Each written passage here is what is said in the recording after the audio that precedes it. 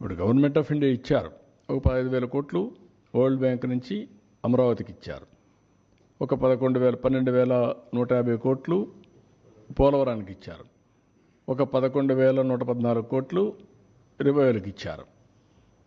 సరే, మిగిలిన కొన్ని మేము ఈ వర్క్స్ అన్ని మీద పెట్టడానికి కొంత శాఖ కింద కొంత ఫండ్స్ ఇచ్చారు.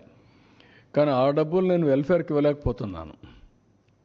కనీసం అక్కడ పెడితే రివైవ్ అయితే, డెవలప్మెంట్ అయితే నాకు ఆదాయం పెరుగుతుంది. ఆదాయం పెరిగితే ఇస్తాం. ఇంకొంచెం ఫ్లెక్సిబిలిటీ కోసం ఆలోచిస్తున్నాం. ఎక్కడ ఫ్లెక్సిబిలిటీ వస్తే అక్కడ అవసరమైతే బారో చేసైనా సరే I want to give my commitments. తల్లికి వందనం కానీ, లేకపోతే రైతులకు ఇవ్వాల్సిన రైతు భరోసా కానీ I want to give it. ఏది రైతు అయినా అవస్థపడాలి, గవర్నమెంట్ అయినా అవస్థపడాలి. నాకు ఫ్లెక్సిబిలిటీ ఉంటే నేను అవస్థ తీసుకోవడానికి సిద్ధంగా ఉన్నా. I will give it. ఆ ప్రయత్నంలోనే అనునిత్యం ఉన్నాం. మా డిపార్ట్మెంట్కి అదే చెప్పాం. They are also doing same exercise.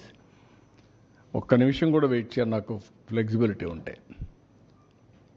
ఇప్పుడే దాని మీద కూడా ప్లాన్ చేసుకున్నాం, వర్కౌట్ చేస్తున్నాం. I will come out.